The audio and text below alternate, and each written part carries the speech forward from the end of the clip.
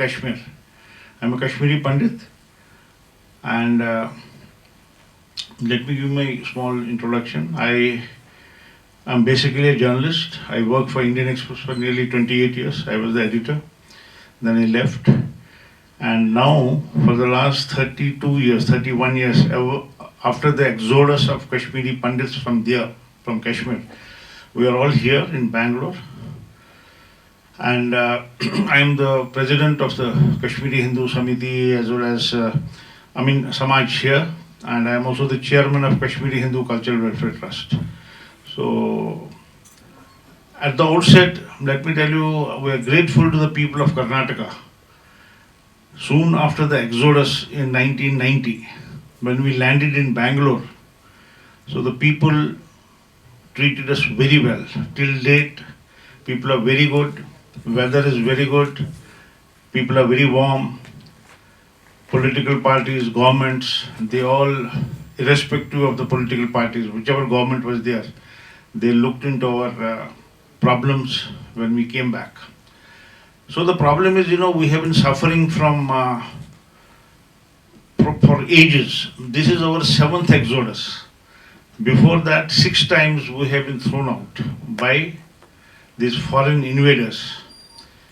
Basically, the Muslim invaders who came from Central Asia. And this is the 7th time. I am a witness to it, and I have suffered.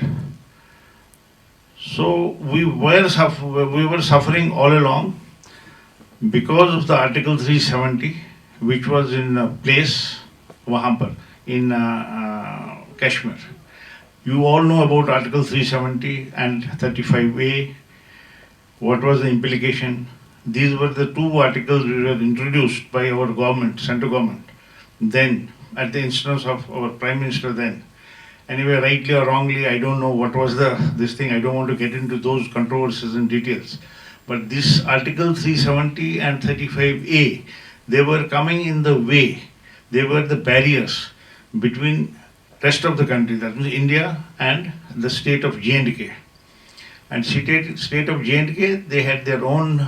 We had our own constitution. We had our own flag. We had our own everything. So nothing which was applicable in the rest of the India was applicable in J&K. So that is why this Article 370 had to be removed. It was a temporary provision, but the previous governments never thought of this thing, which gave a special status to this state. And because of that, because of the Muslim majority there and all that, they took a advantage of this whole thing.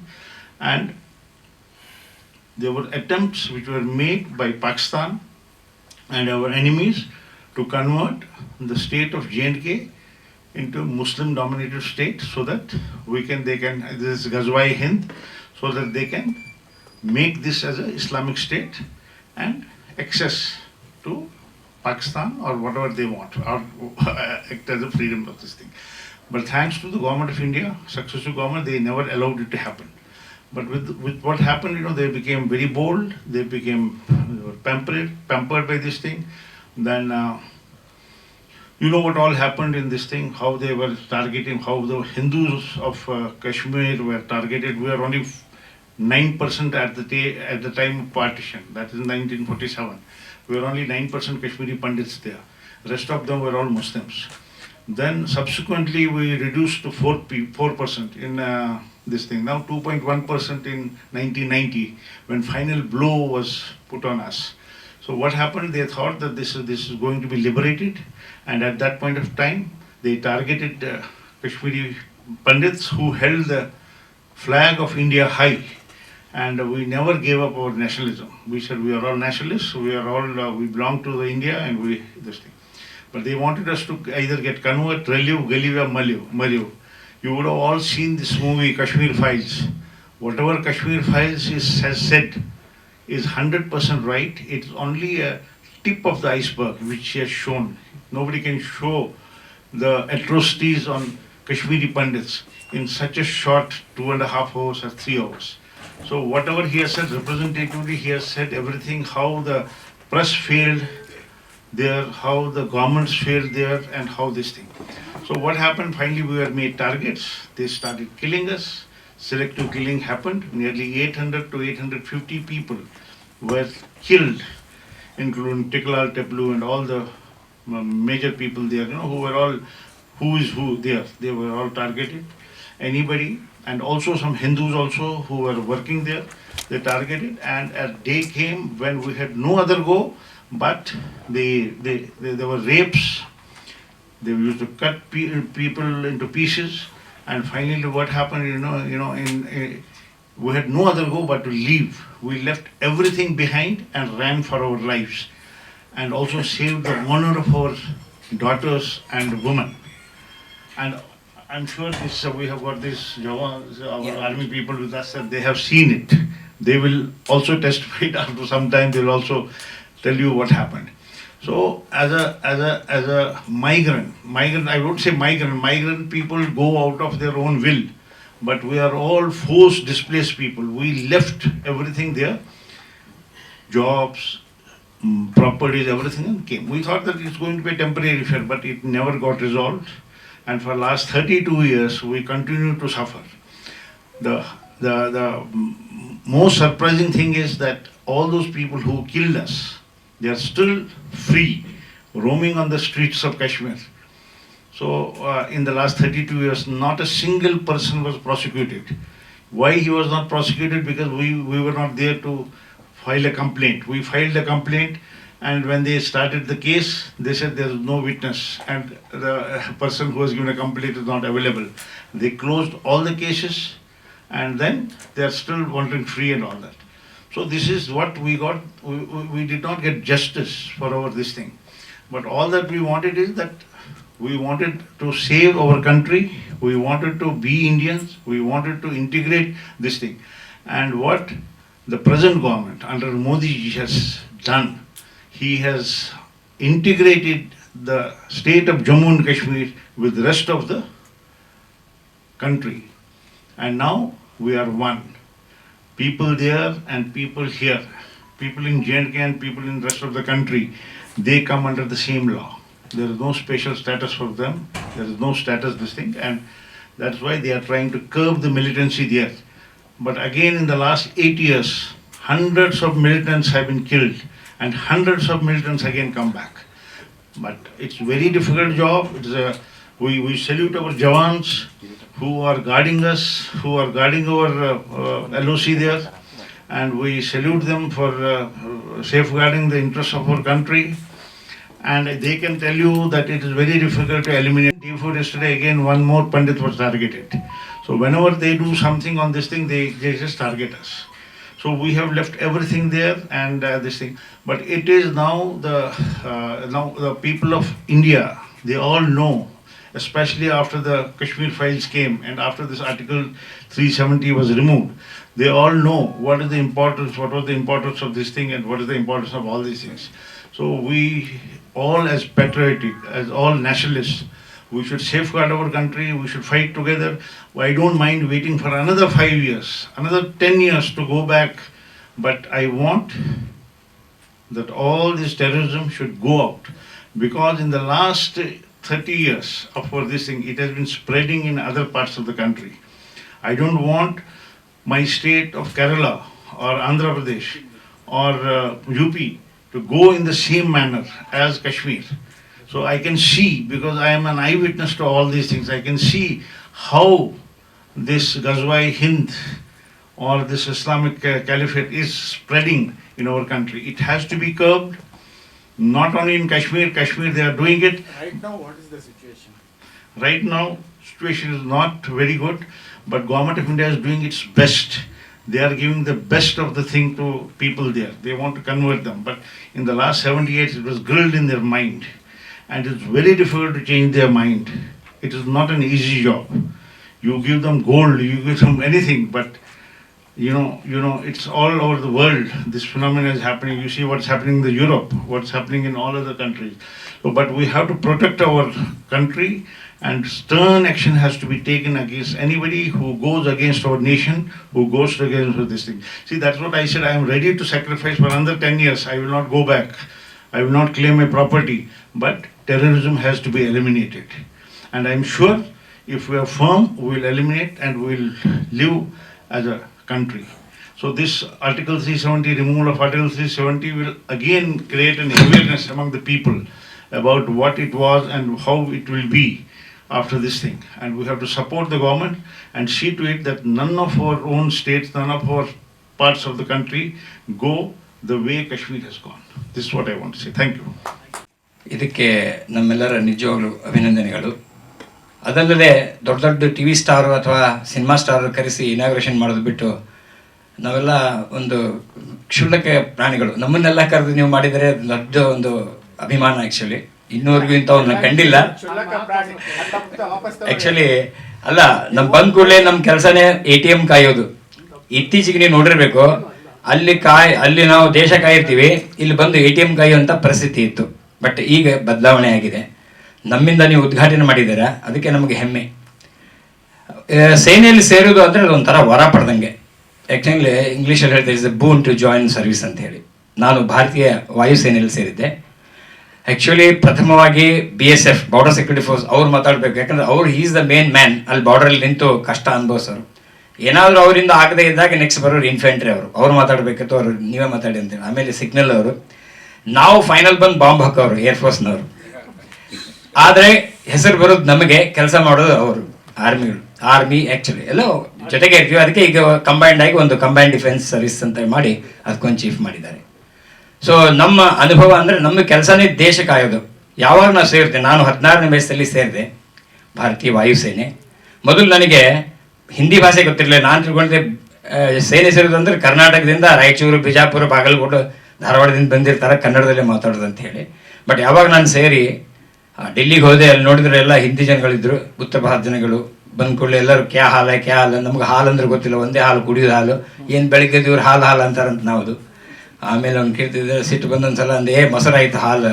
ಮೊಸರು ಅಂದ್ರೆ ಏನಂದರೆ ಅವ್ನಿಗೆ ಹೇಳಿದ್ದು English ಬರ್ತಿದ್ದಿಲ್ಲ.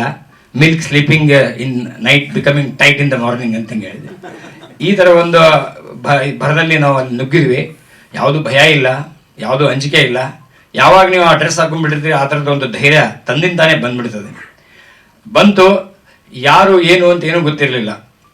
Terrorist ಇದ್ದಾರೋ ಅಥವಾ ಏನು ಬೇರೆ ಇದ್ದಾರೋ ಹೇಗೆ ಅಂದ್ರೆ ನಮಗೇನು ಆರ್ಡರ್ ಕೊಡ್ತಾರೋ ಅದು ಆರ್ಡರ್ ಪಾಲಿಸೋದು ನಮ್ಮದು ಕೆಲಸ.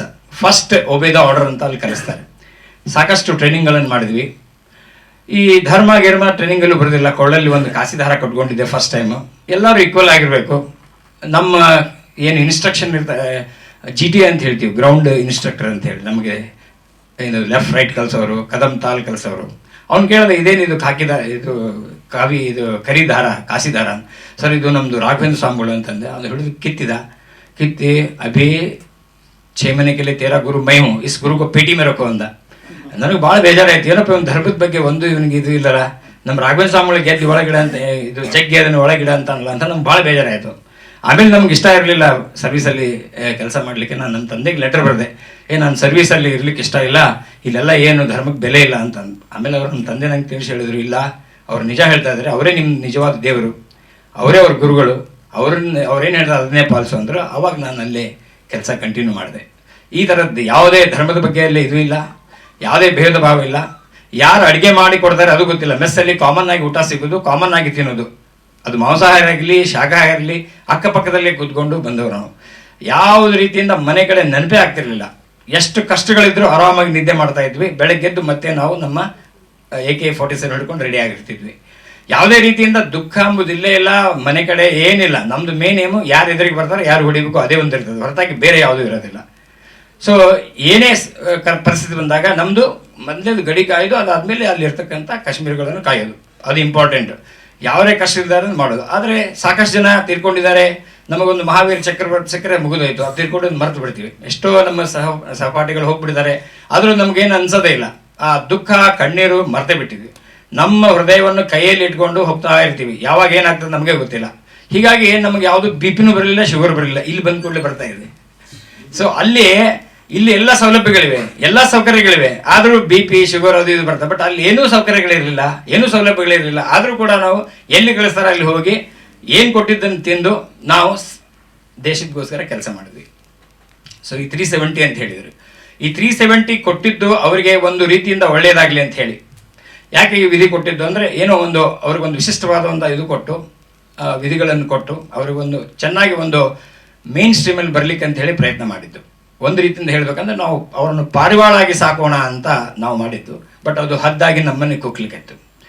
ಈ ಹದ್ದಾಗಿ ಕುಗ್ಗಿದ್ದರಿಂದ ಎಷ್ಟು ನಾಶವಾಯಿತು ಈಗ ಅವರು ಹೇಳಿದರು ಕಾಶ್ಮೀರಿ ಪಂಡಿತರು ಸುಮಾರಾಗಿ. ಯಾಕಂದರೆ ಯಾವಾಗ ಧರ್ಮಾಂಧ ಇರ್ತಾರಲ್ಲ ಅವರಿಗೆ ಮನುಷ್ಯನ ಬೆಲೆ ಗೊತ್ತಾಗಲ್ಲ. ನಮ್ಮ ಪ್ರಕಾರ ನಾವು ಯಾರು ದೇವರು ಅಂತಂದರೆ ನಾನೇ ದೇವರು, ಅಂದರೆ ಅಹಂ ಬ್ರಹ್ಮಾಸ್ಮಿ ಅಂತ ಹೇಳ್ತೀವಿ, ನಾನೇ ದೇವರು ಅಂತ ಹೇಳಬೇಕು. ಬಟ್ ಅವರಲ್ಲಿ ನಾನೇ ದೇವರು ಎಂಬುದು ಇಲ್ಲೇ ಇಲ್ಲ ಕಾನ್ಸೆಪ್ಟ್. ಹೀಗಾಗಿ ಪ್ರತಿಯೊಬ್ಬರನ್ನು ಕೊಂದು ಕಂಪ್ಲೀಟ್ 1990 ಎಲ್ಲರಿಗೂ ಓಡಿಸ್ಬಿಟ್ರು. ಈಗ ನೀವು ಕೇಳಿದರೆ ಇದು ಯಾವಾಗ ಇದು 370 ನಾವು ತೆಗೆದ್ವಿ, ಅದಾದಮೇಲೆ ಸುಮಾರು 1.5 ಕೋಟಿ ಜನ ಅದು ವಿಸಿಟ್ ಮಾಡಿದ್ದಾರೆ ಕಾಶ್ಮೀರದಲ್ಲಿ. ನಮ್ಮ ಮಿತ್ರರು ಕೂಡ ಕಾಶ್ಮೀರಿಗೆ ಹೋಗಿ ಬಂದಿದ್ದಾರೆ. ಎಲ್ಲ ರೀತಿಯಿಂದ ಇವರು ಈಗಾಗಲೇ ಹೇಳಿದ ಬದಲಾವಣೆ ಏನಾಗಿದೆ ಅಂತ, ಸುಮಾರು ಬದಲಾವಣೆ ಆಗಿದೆ ಅಂತೆ. ಆದರೆ ಒಂದು ಮೊಂಡುತನ ಅಂದರೆ ಏನು, ಉದಾಹರಣೆಗಾಗಿ ಅವರು 5 ಗಂಟೆಗೆ ಪ್ರೇಯರ್ಗೆ ಹೋಗ್ಬೇಕಂದ್ರೆ ಅವ್ರು ಕ್ಲೋಸ್ ಮಾಡ್ತಾರೆ, ನಾವು ಕಾಯಬೇಕು ವಾಪಸ್. ಇದೆಲ್ಲ ಕಾಮನ್ ಆಗಿ ಇಲ್ಲೂ ಬೆಂಗಳೂರಲ್ಲಿ ಕೂಡ ಇದೆ. ಸೊ ನಿಧಾನಾಗಿ ಆ ಮೇನ್ ಸ್ಟ್ರೀಮಿಗೆ ಅವ್ರು ಬಂದೇ ಬರ್ತಾರೆ ಅಂತ ನಮಗೆ 100% ಕಾನ್ಫಿಡೆನ್ಸ್ ಇದೆ. ಸೊ ಈ ರೀತಿಯಾಗಿ ಅದನ್ನು ತೆಗೆದಿದ್ದು ಒಳ್ಳೆಯದಾಗಿದೆ, ಸುಧಾರಣೆ ಗ್ಯಾರಂಟಿ ಆಗುತ್ತೆ. ಮತ್ತೆ ಮುಂದೆ ಚುನಾವಣೆಯಾಗಿ ಒಂದು ಒಳ್ಳೆಯ ಸರ್ಕಾರ ಬಂದು ಸಮಗ್ರವಾಗಿ ಅದು ನಾವು ಇಲ್ಲಿವರೆಗೆ ಹೇಳ್ತಾ ಇದ್ವಿ ಕಾಶ್ಮೀರು ನಮ್ಮ ಭಾರತದ ಅಂಗ ಅಂತ ಹೇಳೋ ಅವಶ್ಯಕತೆನೇ ಬರೋದಿಲ್ಲ. ಕಾಶ್ಮೀರ ಯಾವತ್ತೂ ನಮ್ಮದು ಅಂಗವಾಗಿರುತ್ತೆ ಅಂತ ಹೇಳಿ 2 ಮಾತುಗಳನ್ನು ಮುಗಿಸ್ತೇನೆ. Thank you. ಇಲ್ಲ, ನಾನು JNK ಮಾಡಿಲ್ಲ, ನಾನು ಮಾಡಿದ್ದು ಅಮೃತ್ಸರ್. ಆವಾಗ ಲೊಂಗೋವಾಲ ಬೇಂದ್ರೆವಾಲ ಅವ್ರದ್ದು ಖಾಲಿಸ್ತಾನ್ ಇತ್ತಲ್ಲ, ಆವಾಗ ಅಲ್ಲಿದ್ದೆ ಖಾಲಿಸ್ತಾನ. ಬಟ್ ನಾನು ಲೇದಲ್ಲಿದ್ವಿ. ನಾನು ಏರ್ಫೋರ್ಸಲ್ಲಿರೋದ್ರಿಂದ ಗ್ರೌಂಡಲ್ಲಿ ಬರೋದಿಲ್ಲ ನಾವು. ಆ್ಯಕ್ಚುಲಿ ನಾವು ನಮ್ಮದು ಬರೀ ಫೈಟರ್ಗೆ ಏರ್ಕ್ರಾಫ್ಟ್ಸ್ ಇರ್ತದೆ. ಅದ್ರ ಬಗ್ಗೆ ಬೇಕಾದ್ರೆ ಯಾರು ಹೋಗಿದ್ದಾರೆ ಅವ್ರು ಕೇಳ್ಬೋದು.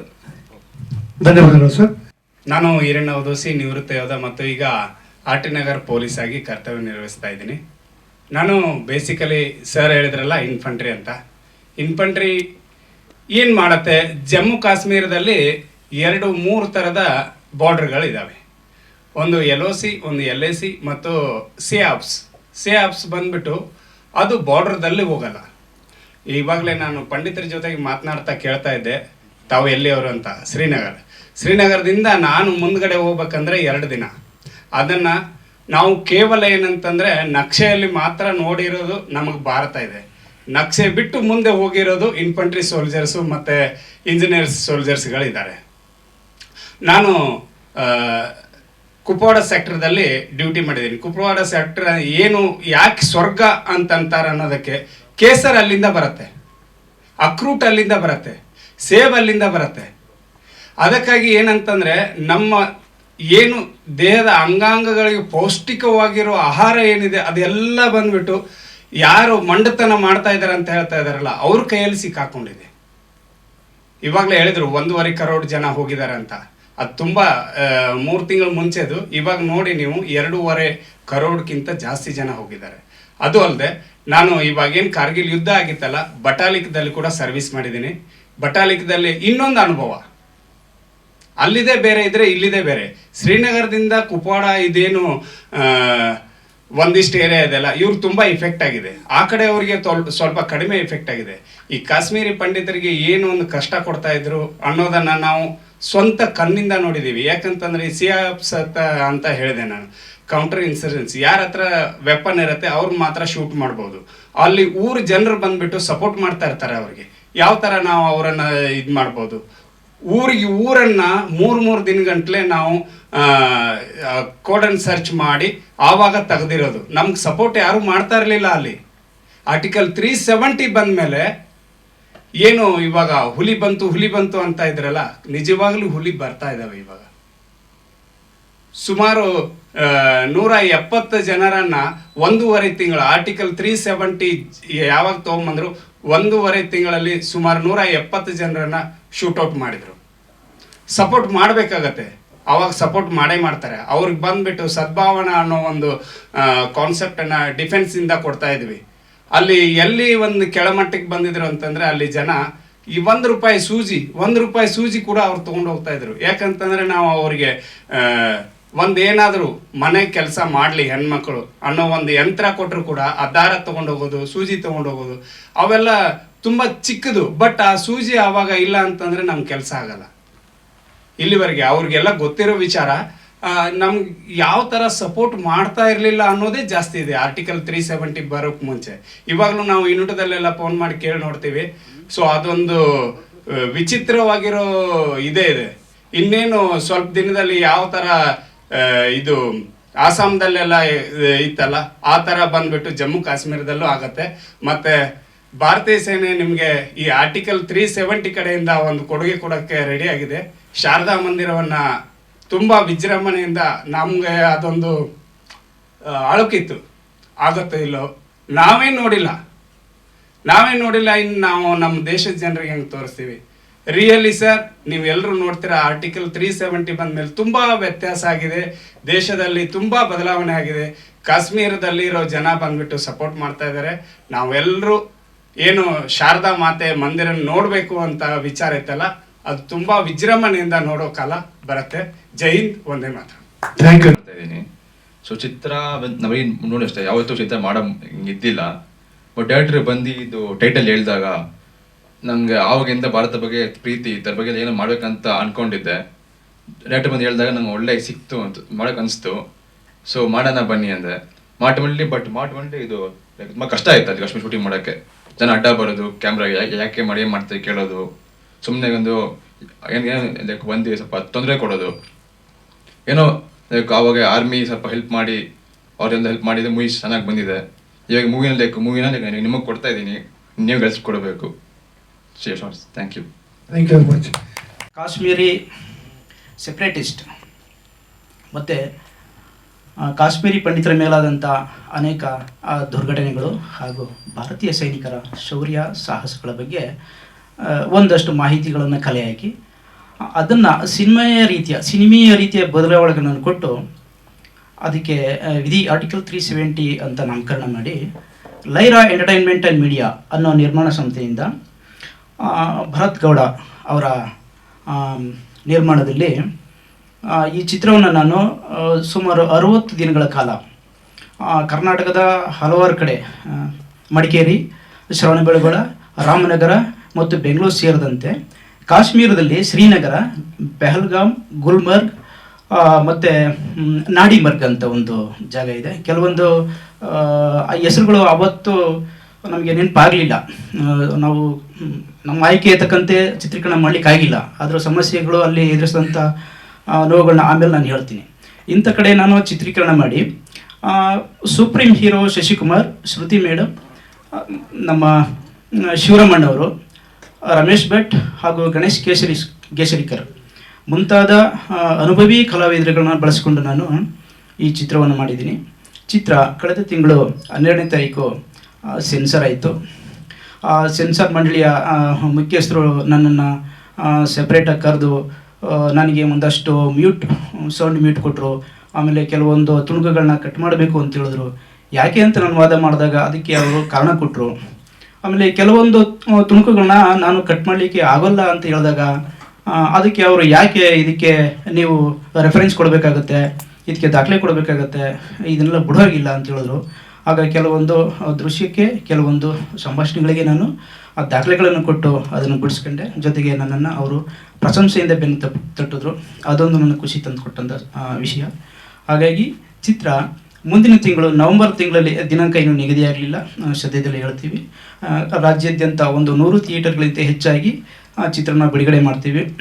ತಾವು ಮಾಧ್ಯಮ ಮಿತ್ರರು ಕನ್ನಡದ ಎಲ್ಲ ಅನೇಕ ಉತ್ತಮ ಚಿತ್ರಗಳಿಗೆ ಹೇಗೆ ನೀವು ಪ್ರೋತ್ಸಾಹ ಕೊಡ್ತೀರೋ, ಬೆಳೆಸ್ತೀರೋ, ಪ್ರೋತ್ಸಾಹಿಸ್ತೀರೋ, ಹಾಗೆಯೇ ಈ ಚಿತ್ರಕ್ಕೂ ಪ್ರೋತ್ಸಾಹ ಕೊಡಿ. ನಿಮ್ಮ ಆಶೀರ್ವಾದ ಇರಲಿ. ಜೊತೆಗೆ ಯುವ ನಿರ್ಮಾಪಕ ಅವರೇನು ಸ್ಟೂಡೆಂಟು, ಅವರು 19ನೇ ವಯಸ್ಸಿನಲ್ಲಿ ಒಂದು ಕಂಪ್ನಿ ಆರಂಭ ಮಾಡಿ ಬಹಳ ಬುದ್ಧಿವಂತಿಕೆಯಿಂದ ಅವರು ಕಂಪ್ನಿ ನಡೆಸಿ ಸುಮಾರು ಹಲವಾರು ನಮ್ಮ ರಾಜ್ಯ ಮತ್ತು ನಮ್ಮ ಹೊರಗಿನ ರಾಜ್ಯದಿಂದ ಬಂದಂಥ ಅನೇಕರಿಗೆ ಕೆಲಸ ಕೊಟ್ಟಂಥವ್ರು. ಇವರು ನನಗೊಂದು ಮಾತು ಹೇಳಿದ್ರು, ಈ ಸಿನಿಮಾ ಗೆದ್ದರೆ ನಾನು ಕನ್ನಡ ಚಿತ್ರರಂಗದಲ್ಲಿ ಅನೇಕ ಒಳ್ಳೆ ಚಿತ್ರಗಳನ್ನು ಮಾಡ್ತೀನಿ, ನಿರ್ಮಾಪಕರನ್ನ ಉಳ್ಕೊಳ್ತೀನಿ ಅಂತ. ಅನ್ನದಾತರು ಅಣ್ಣವ್ರು ಹೇಳಿದಾಗೆ ಅನ್ನದಾತರನ್ನ ಉಳಿಸ್ಕೊಳ್ಳೋ ಪ್ರಯತ್ನ ನಾವು ಮಾಡೋಣ, ಅಷ್ಟೇ ನಾನು ಹೇಳೋದು. ಅಂಥವ್ರು ಬೆಳೆದ್ರೆ ನಮ್ಮೆಲ್ಲರಿಗೂ ಊಟ ಸಿಗುತ್ತೆ. ಇನ್ನು ನಾನು ಮುಖ್ಯವಾಗಿ ಥ್ಯಾಂಕ್ಸ್ ಹೇಳೋದು ಭಾರತೀಯ ಸೈನಿಕರಿಗೆ, ಮಾಜಿ ಸೈನಿಕರಿಗೆ ಮತ್ತು ಕಾಶ್ಮೀರಿ ಪಂಡಿತರಿಗೆ ನನ್ನ ಸಿನಿಮಾದ ಪೋಸ್ಟರ್ ಲಾಂಚ್ ಮಾಡಿಕೊಟ್ಟಂಥ ಎಲ್ಲರಿಗೂ ಥ್ಯಾಂಕ್ಸ್ ಹೇಳ್ತೀನಿ. ಜೊತೆಗೆ ಮತ್ತಷ್ಟು ಮಾಹಿತಿಯನ್ನು ಈ ಸಿನಿಮಾದ ಟ್ರೈಲರ್ ಲಾಂಚ್ ಮಾಡುವ ಗಳಿಗೆಯಲ್ಲಿ ನನ್ನ ಚಿತ್ರದಲ್ಲಿ ಕೆಲಸ ಮಾಡಿರುವಂಥ ಸುಪ್ರೀಂ ಹೀರೋ ಶಶಿಕುಮಾರ್ ಸೇರಿದಂಗೆ ಎಲ್ಲ ಕಲಾವಿದರನ್ನು ಮತ್ತು ನನ್ನ ಸಿನಿಮಾದಲ್ಲಿ ಕೆಲಸ ಮಾಡಿರುವಂಥ ಎಲ್ಲ ತಂತ್ರಜ್ಞರನ್ನು ಕರೆದು ಮುಂದಿನ ಎಲ್ಲ ಮಾಹಿತಿಯನ್ನು ಕೊಡ್ತೀನಿ. Thank you.